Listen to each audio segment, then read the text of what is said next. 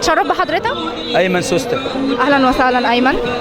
ايه رايك في مشاركتك النهارده مع الاطفال؟ طبعا ده اقل حاجه نعملها طبعا للاطفال اليتامى اللي هم اتحرموا من اولياء امورهم ومن ابوهم وامهم. ده اقل حاجه نعملها معاهم، ولسه ان شاء الله نعمل اكتر من كده معاهم باذن الله. ده حقهم علينا يعني ان شاء الله. ان شاء الله باذن الله، وجزاك الله كل خير. شاركت قبل كده معاهم ولا دي اول مشاركه ليك؟ بصراحه ده اول مره، بس انا مبسوط جدا اول مره اشترك ان شاء الله. اي حاجه ثانيه يتم على طول اكون موجود انا وفرقتي باذن الله، فرقه النصيب باذن الله ان شاء الله. وانت نورتنا وشرفتنا النهارده، كنت منور الحفله. ربنا يخليك.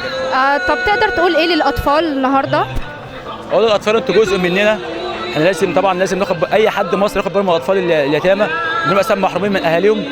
فلازم اي حد يحاول هو يساعدهم ويقف جنبهم، ونقول لهم انتوا لكم حق علينا ان شاء الله، واحنا نحاول نديكم حقكم باذن الله. يعني ده اقل حاجه نعملها معاهم باذن الله ان شاء الله.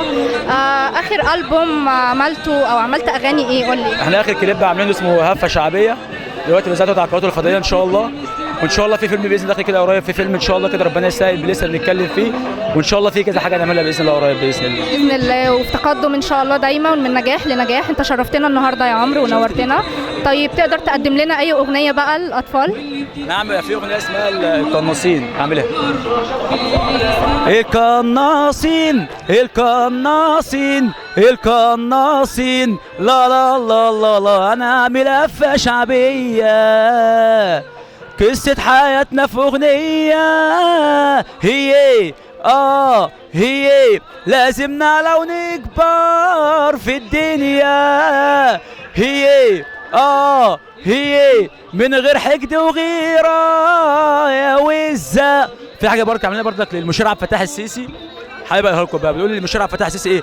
يا عبد الفتاح يا سيسي يا قوة الرجال، بتفكرنا بزعيمنا عبد الناصر جمال. يا عبد الفتاح يا سيسي يا قوة الرجال، بتفكرنا بزعيمنا عبد الناصر جمال. كرامة هي وعزة وإنسانية، كرامة هي وعزة وإنسانية، وراك الشعب كله يا راجل مية مية. السيسي السيسي السيسي السيسي.